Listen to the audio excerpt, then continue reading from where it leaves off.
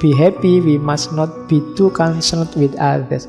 Kalau pengen bahagia, jangan terlalu dipengaruhi, terlalu perhatian dengan orang lain. Ya setengah cuek lah pokoknya dalam hidup ini. Jangan terlalu galau dengan penilaian-penilaian orang lain yang tidak perlu. Wong mereka bukan dosenmu, bukan gurumu aja, tidak apa-apa. Penilaian mereka tidak harus terlalu menggalaukanmu. To be happy. Biar apa? Biar hidupmu bahagia. Hidup sekali jangan isinya hanya sumpek karena dinilai orang lain. Nah, itu hidup.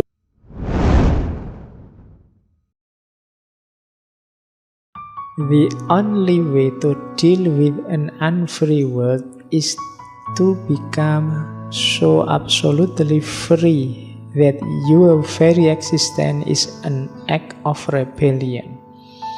Satu-satunya jalan untuk berhadapan dengan dunia yang tidak bebas adalah menjadi sepenuhnya bebas. Sehingga hidupmu, keberadaanmu, hakikatnya adalah tindakan pemberontakan. Berontaklah. Yang diberontak apa? Ketidakbebasanmu. Ada banyak hal yang membelenggumu, bebaslah. Tindakanmu apapun kalau dasarnya tidak bebas, tidak ada nilainya. Saya orang baik, Pak. Kenapa kok kamu melakukan kebaikan? Dipaksa ya, Pak. Itu kan tidak ada nilainya. Orang tidak akan ngasih hadiah kamu, wong dipaksa. Kamu salah juga begitu. Kamu melakukan kesalahan, Pak, terpaksa, Pak, saya memperkosa. Lah kok bisa dipaksa, Pak? Ya. Itu kan juga ketika dipaksa kan nilai salahnya juga berkurang banyak. Wong, kamu tidak bebas, milih sendiri. Kalau boleh milih, kamu tidak akan memperkosa. Tapi karena dipaksa, ya terpaksa diperkosa. Contoh gampangnya begitu. Sehingga hidupmu harusnya adalah act of rebellion, tindakan pemberontakan. Kamu tidak berontak siapa-siapa. Berontak nilai-nilai yang mengungkung hidupmu, yang membuat dirimu tidak eksis sebagai dirimu, sehingga semua tindakanmu jadi tidak bernilai. Nilai satu tindakan itu antara lain syaratnya harus kamu bebas. Dalam fikih kan selalu kan, misalnya haji apa-apa syaratnya yang pertama baligh, terus merdeka. Kan selalu ada istilah merdeka itu. Karena orang kalau yang tidak merdeka tidak kena khitab, tidak bisa kena hukum. Wong dia tidak merdeka. Yang dia lakukan hanya sesuai perintah. Dia tidak bebas menguasai dirinya sendiri. Kalau dulu konotasinya memang perbudakan. Tapi hari ini ada banyak hal yang memperbudakmu, cuma kamu tidak sadar. Nah, nanti kamu renungkan sendiri. Sejauh mana kamu bebas, mandiri, menguasai hidupmu sendiri. Kenapa sih harus bebas? Katanya, kamu freedom is nothing but a chance to be better. Kebebasan itu tidak lain adalah kesempatan untuk jadi lebih baik. Biasanya ketidakbebasan itu menginginkanmu ada dalam status quo. Harus seperti saat ini yang begini. Itu biasanya terus kamu dipagar-pagari sehingga tidak bebas. Padahal hidup kita ini kan harus selalu berkembang ke arah yang lebih baik, lebih baik. Kalau bahasa hadisnya, yaumuhu khairun min amsihi. Ketika tidak lebih baik, berarti kita macet, mandek di kebenaran hari ini, yang mungkin sudah tidak relevan lagi di hari esok. Maka bebaskanlah dirimu biar kamu bisa jadi lebih baik dan lebih baik. Jadi berarti apa? Syaratnya untuk eksis, kemudian menghadapi absurditas itu adalah kebebasan dirimu. Tindakannya adalah tindakan pemberontakan. Terus kamu, ini agak unik ya, dulu kita pernah ngaji tentang harapan. Kalau bagi Albert kamu tidak usah berharap. Iya. Kenapa jangan berharap? Penolakan terhadap harapan berarti penolakan untuk percaya apapun melebihi yang ada dalam kehidupan. Jadi harapan itu katanya kamu bukan lawan dari keputusasaan. Orang punya harapan itu kan orang yang hidupnya di masa depan. Dia tidak hidup di masa kini. Itu cara melihatnya beda lagi sama kemarin-kemarin. Tapi perlu dipertimbangkan. Jadi orang yang terlalu banyak harapan, pokoknya tiap hari berharap terus, itu kan biasanya hari ini juga nggak ngapa-ngapain. Yang ditunggu besok. Tunggu saja besok. Tunggu saja besok. Kan mesti gitu. Saya baru saja bikin tulisan tentang gerakan Imam Mahdi mileniarisme itu. Masyarakat itu kalau sudah terpojok, tertindas, tidak punya solusi apa-apa, tidak punya jalan keluar apa-apa, biasanya stuck terus menyerah. Dan yang dimunculkan ideologi harapan yang namanya Imam Mahdi mileniarisme itu. Wis ndak apa-apa sekarang sumpek, besok tunggu saja Imam Mahdi datang, semuanya akan dibalas. Kalau Ratu Adil datang, selesai semua konflik di Indonesia. Kan gitu. Itu logika orang yang sudah kepepet, sudah menyerah, memimpikan datangnya Ratu Adil. Nah, versinya kamu, makanya sudahlah, ndak usah mudah ditipu oleh harapan-harapan. Hiduplah hari ini saja. Jadi bisa kok kamu hidup tanpa harapan itu. Kenapa? Nikmati saja hari ini. Katanya kamu, harapan bagi seorang absurdis, orang yang berani menghadapi absurditas itu, katanya kamu adalah metode pengecut untuk lari dari absurditas. Tidak berani menghadapi masa kini, tunggu saja besok. Nah, itu kayak kamu kalah, gegeran sama temenmu, tunggu saja, Gusti Allah tidak tidur. Kan selalu begitu. Itu tanda-tanda kamu tidak bisa melawan sekarang. Tenang aja. Setiap tindakan ada balasannya. Itu logikanya kamu begitu. Sebenarnya tidak usah begitu, lawan saja. Tanding hari ini. Kalau hari ini kamu kalah, apa ya bisa diharapkan besok kamu pasti menang. Jadi berjuangnya sejak hari ini. Jangan menunggu besok. Perhatikan saja situasi hari ini. Dengan tanpa memiliki harapan, katanya kamu, orang akan termotivasi untuk hidup sepenuhnya di setiap momen peristiwa yang dia hadapi saat ini. Itu uniknya filsafat ya. Berpikir itu bisa dari banyak segi. Kamu mau nyari wajibnya orang punya harapan dengan haramnya orang punya harapan, itu sama-sama ada argumennya.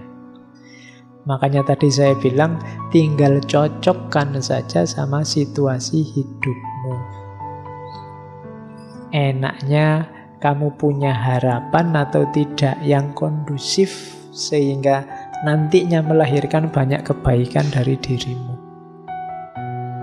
Ya kamu sendiri nanti yang merancang. Kira-kira kamu perlu harapan apa enggak? Yang mungkin hidupnya penuh kegagalan, ya mungkin kamu butuh harapan biar enggak milih pilihan pertama tadi, bunuh diri. Sumpek, apa-apa gagal itu enggak apa-apa, mungkinnya punya harapan. Tapi yang sedang mengawali perjuangan, menurut saya tanding saja hari ini. Tidak harus ditipu oleh harapan-harapan. Itu kamu melihat yang nomor 2 ini. Terlalu banyak harapan membuat orang tidak fight.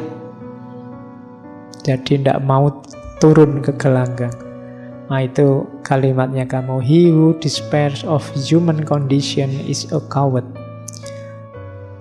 But he who has hope for it is a fool. Orang yang putus asa menghadapi situasi manusia hari ini itu pengecut. Dan orang yang punya harapan itu bodoh. Kalau ada waktu kamu cari novelnya kamu yang judulnya Strangers, orang asing. Itu isinya orang yang hidupnya cueknya pol. Ya memang judulnya orang asing. Kamu itu suka kalau nulis novel itu tokohnya itu stranger, orang asing, outsider dan yang sejenis itu. Jadi bukan aku atau kamu atau dia atau kita, selalu posisinya orang asing. Nanti itu kan ceritanya seorang yang ya pokoknya gambaran absurditasnya hidup itu nanti ada di kamus Strangers itu, di novel Strangers itu. Jadi orang asing. Isinya mungkin bagi kita yang sukanya hidup tertib, aturan moral, peduli sama orang lain, itu isinya tidak karu-karuan novel itu. Wong cerita ibunya meninggal aja di bagian awal itu, ibuku meninggal, tapi tidak tahu juga sih meninggalnya jam berapa, lupa juga sih. Pokoknya kalimatnya jenis-jenis itu, jadi orangnya cueknya luar biasa. Nanti ada cerita dia bunuh orang juga, tapi ya tanpa ekspresi juga. Di penjara juga dinikmati saja penjaranya. Itu kan absurd. Hari ini kan banyak absurd-absurd semacam itu kan. Penjara untuk menghukum orang. Tapi ya bagi yang sangat miskin mungkin penjara lumayan bisa makan gratis. Itu kan absurd. Nanti yang sangat kaya penjaranya mewahnya luar biasa. Kos-kosanmu tidak ada apa-apanya sama penjara-penjara itu. Iya, kalau disuruh tuker mungkin mending kamu yang di penjara sana, yang di penjara suruh tidur di kos-kosanmu. Dia mesti tersiksa luar biasa. Lah iya kan? Loh itulah absurdnya hidup. Gitu loh. Kamu semacam itu pun kamu kan tidak merasa terpenjara. Kamu kan nggak pernah mengeluh, wah aku terpenjara di kos-kosan, kan tidak ada. Padahal mungkin kos-kosanmu ngalah-ngalahi penjara. Tapi koruptor-koruptor tertentu itu kan ya penjaranya mewahnya luar biasa. Ada kulkas, ada TV, ada itu. Itu kan yang disebut absurd. Loh, gimana orang bisa kapok? Kalau namanya hukuman tapi hukumannya menyenangkan, nah, itu kan absurd. Tapi tenang saja, jangan putus asa menghadapi situasi. Barang siapa putus asa, dia pengecut. Nah, ya semoga Pak besok lebih baik. Ah, itu harapan. Kalau harapan berarti bodoh. Itu kan kalimatnya begitu. Dia bodoh. Berarti apa? Taklukkan kalau ada situasi tidak beres hari ini, ayo dibereskan. Jangan nunggu besok. Jangan berharap besok. Sekarang. Kalau berharap besok kan ya, apalagi besok-besoknya kita itu kan bisa panjang rentangnya. Ya, saya berharap Indonesia ini nantinya lama-lama jadi negara adil dan makmur. Jangan nunggu besok. Ayo berjuang sekarang biar Indonesia ini adil dan makmur. Itu maunya kamu. Oke. Makanya gunakan jurus ini, teori ini, konsep ini di ruang dan waktu yang pas. Awas keliru. Terus, kalau ini yang pemberontakan tadi ya. Jadi ada quote bagus dari kamu yang ini mungkin nyindir René Descartes dulu. I rebel, therefore I exist. Aku memberontak maka aku ada. Ya, loh kalau kamu manut saja ya memang kamu tidak eksis. Eksis itu kan tidak sama dengan hidup. Yo kamu Ada ya, tapi kan tidak eksis sebagai dirimu. Untuk kamu eksis sebagai dirimu, kamu harus memberontak. Yang diberontak apa? Situasi absurd dalam kehidupanmu. Beri makna versimu. Belenggu-belenggu yang tadi membuatmu hidup secara tidak sadar dalam kungkungan, dalam cengkraman kelompok, aliran, ideologi, gagasan, kebenaran, itu kan semua membelenggumu yang tidak mesti relevan. Berontaklah, kemudian pilihlah yang relevan, beri makna hidupmu yang positif, maka I rebel, therefore I exist. Aku memberontak, maka aku ada. Ya, itu. Kalau dulu kan cuma berpikir, aku berpikir maka aku ada. Tapi kalau berpikirnya kerumunan, hanya ikut-ikutan orang lain, kamu masih belum ada. Dirimu masih belum muncul. Munculnya dirimu itu kalau kamu eksis sebagai dirimu. Nah, ini Albert kamu. Oke. Terus. Nah, pertanyaan besarnya kan terus ada di sini. Tentang moralitas. Tapi kan kita hidup ini butuh akhlak, Pak. Butuh moralitas, Pak. Biar tertib. Iya. Orang absurd itu bukan orang yang anti moral. Bukan orang yang immoral. Tapi kalau dalam istilahnya kamu, dia lebih ke amoral. Ini susah ya membedakan. Amoral itu tindakan yang netral, tidak ada hubungannya sama moral. Kalau immoral itu tindakan yang berlawanan dengan moral. Saya minum itu mungkin amoral, tidak ada hubungannya dengan moral. Wong haus ya minum biasa aja.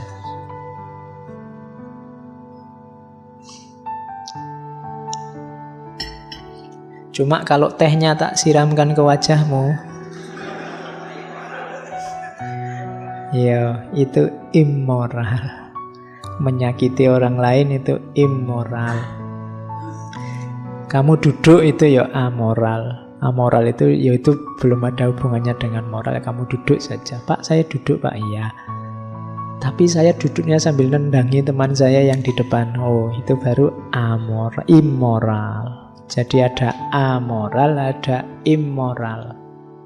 Nah, amoral ini isilah dengan nilai-nilai moral versimu. Jadi, baik atau buruk, lihatlah ruang dan waktunya, kemudian ciptakan makna itu versimu sama. Disitulah nanti kelihatan integritas moralmu. Sama kayak tadi ya contohnya. Jadi kalau kamu melakukan sesuatu, hasil keputusanmu sendiri, termasuk dalam moral ini, perbuatan ini jadi bernilai. Tapi kalau dipaksa orang lain hanya karena mengikuti, hanya karena apalagi komitmen tertentu yang mengikatmu, katanya kamu, ya itu belum disebut bermoral. Kamu seolah-olah terpaksa, bukan keputusanmu sendiri. Kamu tidak bisa disebut berintegritas. Integritas itu jiwamu tercetak sudah bermoral begitu dan kamu putuskan bermoral. Tidak cuma karena ikut-ikutan saja. Disitulah kamu disebut orang yang berintegritas. Dan cirinya lagi, lihat situasi. Jujur misalnya, kamu ngerti kapan harus jujur ngomong apa adanya, kapan harus pakai kembang-kembang retorika, karena lihat situasi. Bukan berarti kalau kamu nggak ngomong apa adanya terus pasti kamu nggak jujur dan salah, nggak. Ada situasi-situasi yang mungkin kamu nggak harus jujur. Kalau jujur bahaya atau nggak sopan malahan. Misalnya kamu jenguk temanmu sakit terus bilang, waduh kalau kayak gini nggak lama lagi mesti sampean. Lo itu jujur. Cuma kan ya mbok nggak usah ngomong di situ. Ya, temanku kemarin kayak gini 3 hari cumaan langsung. Iya. Kamu kan nggak mau dimarahi. Leo, aslinya memang begitu kok. Kok saya dimarahi? Saya kan jujur. Iya, jujur. Cuma ruang dan waktunya nggak cocok. Kamu harus cerdas juga memutuskan. Kapan harus ngomong jujur, kapan situasinya nggak memungkinkan. Oke, kalau ada muridmu misalnya nggak pinter, ya nggak usah dimarahi. Kamu itu bodoh, pasti masa depanmu suram, pasti gitu. Iya. Ya kamu jujur sebenarnya, cuma kan ruang dan waktunya nggak cocok kamu ngomong begitu. Itulah integritas. Jadi nggak sekedar membuta mengikuti aturan, tapi kamu ngerti ruang dan waktunya yang pas. Itu maunya kamu tentang moralitas, menghadapi absurditas. Nah, kurang lagi. Tentang, ini diambil dari novelnya The Fall. Ini sindirannya kamu pada kita. Jadi manusia itu katanya kamu biasanya merasa dirinya benar. Harusnya dibalik. Sebenarnya setiap manusia itu punya andil dalam kesalahan. Orang kan selalu merasa aku yang benar, aku yang baik. Tapi harusnya setiap orang sadar bahwa begitu lahir kesalahan, dia juga turut andil dalam kesalahan itu, dia turut ambil saham dalam kesalahan itu. Meskipun katanya kamu bagian menghakimi, tidak boleh orang menghakimi kesalahan orang lain. Sadarlah bahwa kamu sangat mungkin melakukan kesalahan, dan setiap orang juga begitu, tapi jangan menghakimi kesalahan orang lain. Jadi kita percaya diri kita yang benar. Sekarang mulai digeser, kalau versinya kamu, percayalah bahwa kamu mungkin salah. Itu efeknya luar biasa. Hari ini kan kita kadang-kadang agak sumpek lihat orang yang mengklaim bahwa aku yang paling benar, aku yang paling baik. Lebih kondusif katanya kamu, sadarilah bahwa aku mungkin salah, aku mungkin keliru. Itu akan lebih baik. Meskipun jangan menunjuk ke orang lain. Aku ya, bukan kamu. Biasanya kan kita kebalik. Jangan ngomong gitu, kamu mungkin juga salah. Kan selalu ke orang lain. Kebalik. Jangan terlalu percaya padaku, aku ya mungkin salah. Jadi pada diri sendiri. Itu teorinya tentang guilt and innocence. Manusia itu biasanya kecenderungannya ngakui bahwa aku yang benar. Yang ini nanti dalam banyak kasus sering jadi sumber masalah. Karena aku merasa aku benar, terus kamu juga merasa kamu benar. Itu kalau yang dipercaya sama ternyata isinya beda, yang terjadi kan konflik. Beda dengan mentalnya dibalik. Aku mungkin salah. Kamu juga merasa aku juga mungkin salah. Oke, dalam pergaulan kan lebih kondusif. Aku yang salah. Oh enggak, aku yang salah. Aku yang salah. Gegeran. Gegeran lagi ya akhirnya. Ya hidup ini memang absurd ya. Jadi iya, disuruh ngalah akhirnya gegeran gara-gara saling ngalah. Oke. Nah, katanya kamu ini, we are all exceptional case. Setiap manusia, kita semua itu adalah kasus khusus. Jadi ini edisi terbatas. Setiap orang merasa dirinya istimewa, bahasa lainnya itu. Tidak ada loh orang itu yang Kalau disuruh jujur aja, dia pasti merasa, aku ini istimewa loh. Aku ini luar biasa loh. Aku ini siapapun dia. We all want to appeal against something. Terus selalu protes tentang sesuatu yang tidak cocok dengan kebenaran yang dia yakini.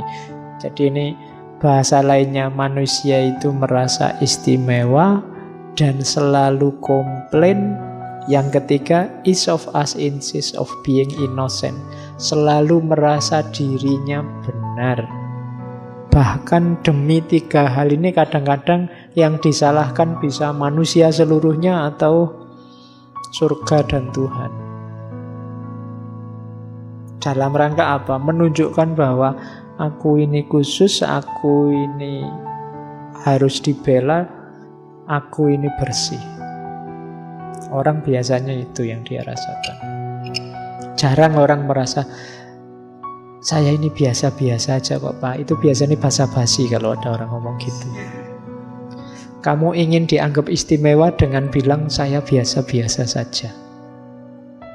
Jadi setiap orang adalah edisi khusus.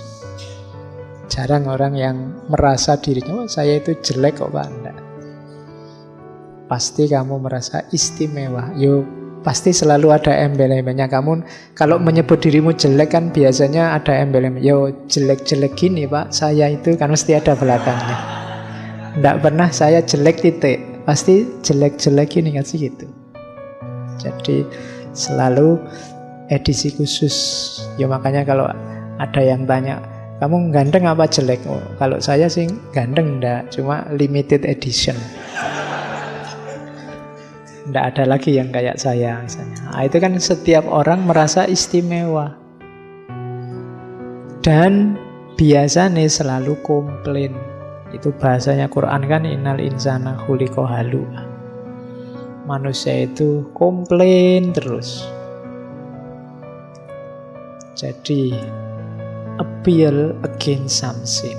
Terus merasa benar, merasa bersih. Feel innocent at all cost. Bahkan untuk demi semua tadi, keistimewaan dirinya, kebersihan dirinya, kadang-kadang menyalahkan semua orang.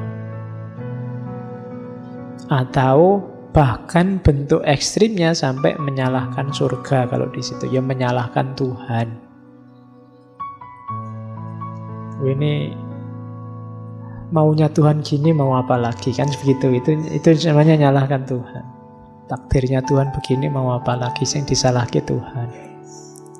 Jadi cirinya itu tadi tentang guilt and innocent, bahwa manusia itu kebanyakan merasa dirinya bersih. Bahayanya di situ. Terus ini kritiknya pada abad 21. Kenapa sih muncul absurditas tadi? Sebenarnya kuncinya adalah pada modernisme. Jadi ini kritik yang disebut di hampir semua karya sastra Eropa awal abad 21, abad 20. Jadi budaya mekanisasi, budaya massa yang manusia jadi terasing dari dirinya, ada dehumanisasi. Katanya kamu, kita ini produk dunia otomatis, kita ini kayak robot.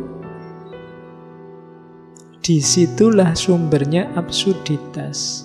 Kita ini kayak robot, kalau sudah diprogram A, yo A. Padahal hidup ini tidak sesimpel itu. Ada peristiwa demi peristiwa dinamis berubah-ubah, sementara kita terlanjur A dan A terus. Sehingga ideal yang kita hayati sering tidak nyambung dengan hidup sehari-hari. Dari mana berarti itu munculnya? Mekanisasi hidup. Hidup kita ini monoton. Sarapan jam 7, makan siang jam 12, makan malam jam 7 malam. Dan kita kan ajak begitu. Pokoknya sehari makan 3 kali, Pak. Meskipun nanti di sela-sela jam makan itu bisa nyemil, bisa macam-macam. Kadang sudah makan berat, ada ketela, ada jagung. Lu kan belum nasi, Pak, waktunya makan. Pokoknya mekanis hidup kita itu. Tidur jam sekian, bangun jam sekian, nanti kuliah jam sekian. Nggak luwes, mekanisasi hidup. Ya contoh yang lain banyak. Rutinitas-rutinitas yang menjebak. Kenapa menjebak? Karena kadang-kadang mungkin tidak relevan lagi itu dijalankan, tapi dipaksa harus begitu terus. Ngaji ini emangnya harus malam Kamis? Kok tidak bisa malam Minggu misalnya? Apa tidak bisa malam Jumat? Ya memang biasanya malam Kamis, ya malam Kamis aja lah, Pak. Nah, itu jebakan-jebakan cara berpikir modern. Rutinitas. Ya sementara malam Kamis ya tidak apa-apa. Kapan-kapan diganti. Oke, tapi ini contohnya. Ini yang bikin hidup jadi absurd. Kamu mempertahankan idealmu yang sudah tidak relevan lagi dengan situasinya. Oke. Nah, ini cara untuk jadi eksis saya ambil dari salah satu suratnya kamu. Kalimatnya bagus-bagus. My dear, tuh, yo, sayang. Ya, kalau kita kan sering pakai kalimat sayang sekali. Kenapa Indonesia sepak bola itu nggak menang-menang? Karena begitu mau ngegolkan ndak gol, kata komentatornya sayang sekali. Ya, wong ndak gol malah disayangi. Oke. Ya, katanya kamu ini in the midst of hate, di tengah-tengah kebencian, kutemukan dalam diriku cinta yang tidak terkalahkan. Di tengah-tengah air mata, kutemukan dalam diriku senyum yang tidak terkalahkan. Di tengah-tengah kekacauan, kutemukan dalam diriku ketenangan yang tidak terkalahkan. Aku sadari melalui semua itu bahwa di tengah-tengah musim gugur, kutemukan dalam diriku musim panas yang tidak terkalahkan. Dan itu membuatku bahagia. Karena apapun yang terjadi, betapapun kerasnya dunia ini menekanku, dalam diriku ada sesuatu yang lebih kuat, sesuatu yang lebih baik, yang melawan balik, menekan. Itu ngirim surat cintanya unik ya. Tapi isinya dalam. Ini membuat orang jadi tangguh. Dunia ini memang absurd. Banyak sekali kebencian, banyak sekali air mata, banyak sekali kekacauan. Tapi tidak usah khawatir kalau engkau manusia yang sejati, dalam dirimu ada cinta yang tidak akan bisa dikalahkan oleh kebencian. Ada senyum yang tidak akan bisa dikalahkan oleh air mata. Ada ketenangan yang tidak akan bisa dikalahkan oleh kekacauan. Apapun tekanan dunia padamu, engkau lebih kuat, maka engkau bisa menekan balik dunia. Jangan mau ditekan. Caranya gimana? Tekan balik. Jadi hidup kita adalah perjuangan saling menekan antara kita dan dunia. Menanglah, eksislah jadi dirimu, jangan tenggelam dalam absurditas tadi. Itu nasihatnya kamu dari surat ini. Kalau ini juga dari buku hariannya. Temukan makna, Sisihkan melankolia dari kesedihan. Keluarlah jalan-jalan. Jangan di kamar saja, jangan sumpek saja. Ayo keluar. Tidak harus satu perjalanan yang romantik di taman, tapi muncullah seolah-olah ada satu momen spektakuler, bertabur bunga dan keharuman, lalu satu sosok imajinatif yang luar biasa membawamu ke dunia lain. Keluarlah kamar, bayangkan sudah semua orang menyambutmu, bayangkan kamu disambut dengan bunga-bunga, bayangkan aja, enggak apa-apa. Iya. Jadi jangan mengurung diri terus di kamar. Tidak harus satu perjalanan yang membuatmu berkali-kali terlahir kembali. Temukanlah makna yang tidak pernah terbayangkan oleh kepala siapapun yang lain. Jangan takut menghabiskan waktu bersama dirimu sendiri. Tidak peduli nanti menemukan makna atau tidak, curilah waktu dan berikan sepenuhnya secara eksklusif kepada dirimu sendiri. Nikmatilah hidupmu, bahagiakan dirimu. Curilah waktu. Hari ini orang menyebutnya me time. Tidak ngerti isinya apa me time itu. Pokok intinya senangkan dirimu. Harus ada waktu untuk itu. Nikmatilah privasi dan kesendirianmu. Itu bukan berarti membuat dirimu antisosial atau menolak dunia, namun engkau perlu bernafas dan perlu menjadi dirimu sendiri. Hidupmu mungkin berat, sumpek, isinya tekanan demi tekanan. Orang tua tanya kapan lulus, dosen ngasih tugas makalah ndak selesai-selesai, duit habis, temenmu cerewet, itu kan tekanan demi tekanan. Kamu isinya stres terus. Keluarlah jalan-jalan. Nikmati hidupmu. Beri kesegaran untuk hidupmu. Engkau diberi Allah amanat pertama-tama itu kan ya tubuhmu sendiri, jiwa dan ragamu. Jangan dibikin susah. Harus ada waktu, ambil nafas dan menikmati diri. Jangan mau ditaklukkan oleh dunia yang absurd. Carilah makna. Ketemu syukur, tidak ketemu, nikmatilah hidupmu. Kan gitu. Syukur-syukur kamu ketemu makna yang tidak pernah orang lain ketemu yang kayak gitu dan kamu dapatkan. Nah, itu sarannya kamu. Jadi dia hidupnya sejak kecil sumpek, maka dia tahu cara menyemangati orang untuk tidak menyerah menghadapi banyak kesulitan. Terus ada beberapa lagi quote yang saya bawa.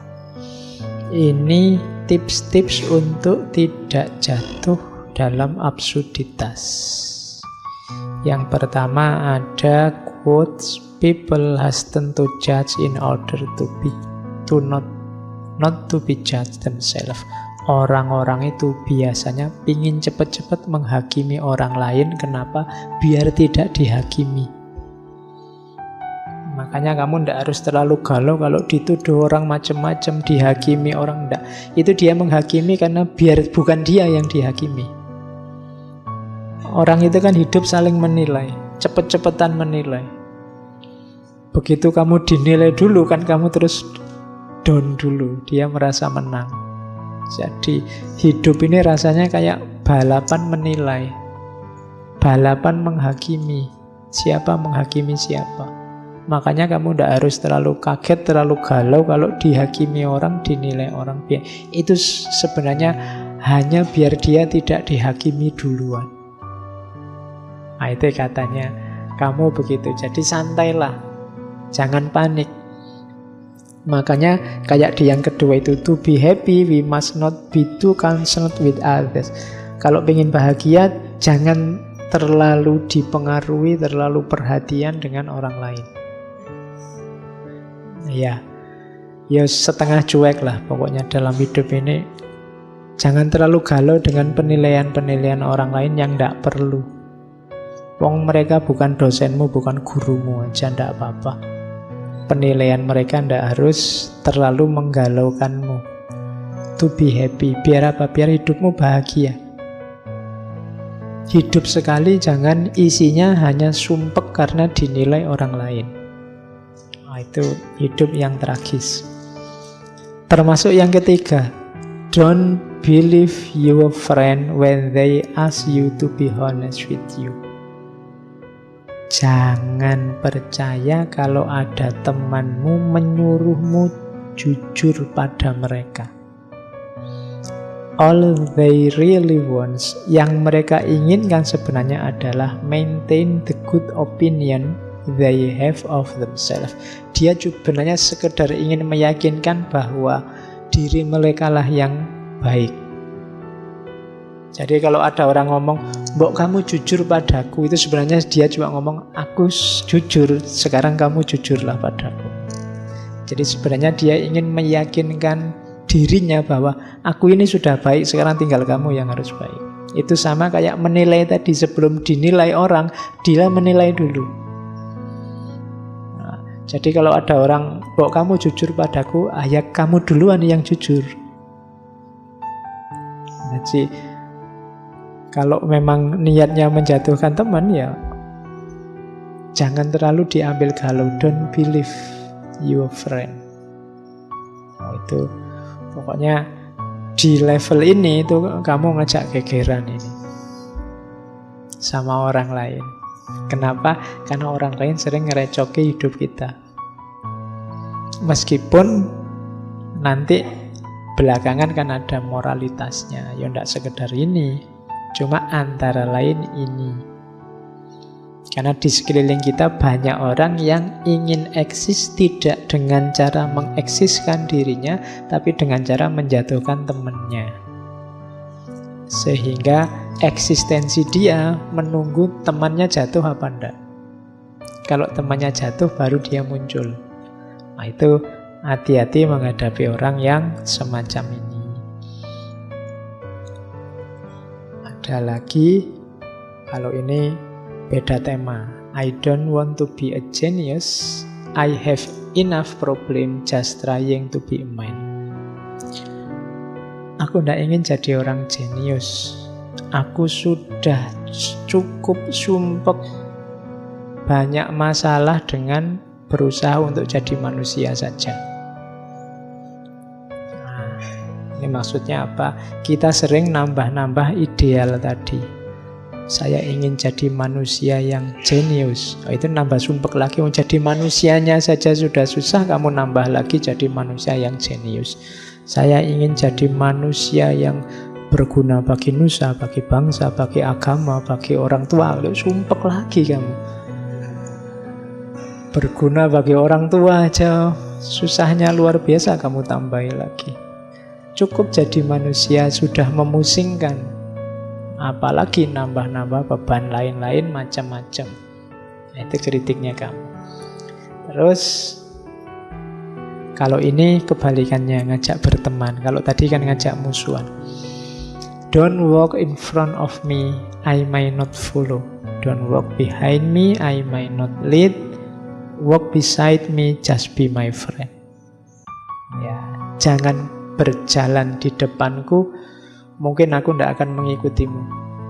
Jangan berjalan di belakangku, aku tidak akan mengarahkanmu, aku tidak akan memimpin kamu. Berjalanlah di sampingku, jadi temanku saja. Ini bisa kamu pakai kalau waktu mau nembak. Ya, iya kan? Yo, jangan jalan di depanku, jangan jalan di belakangku, di sampingku. Jadilah temanku. Nah, ya. Jadi, ya kan kalau ini kalimatnya teman kan ya memang teman saja. Ya, bukan yang lain. Nanti jawabannya ya kan teman aja kan? Ya. Maunya kan memang cuma teman. Oke. Kalau ini untuk para dosen. Ya, some people talk in their sleep. Lecturers talk while other people sleep. Ini kamu loh, benar dia bilang gitu. Mungkin dia pas lagi ngajar itu mungkin mengalami ini. Banyak orang yang berbicara waktu tidur, tapi hanya dosen yang berbicara sementara banyak orang tidur. Ya. Ngaji ini kan juga gitu.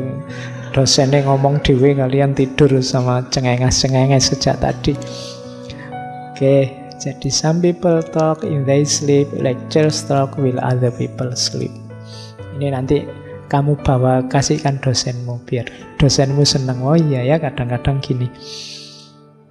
Oke, saya kira itu untuk kamu. Wadahnya dicocokkan lagi saya bilang tadi, karena ada 1-2 gagasan mungkin yang tidak relevan untuk hidupmu. Kalian pilih sendiri mana yang cocok, mana yang tidak.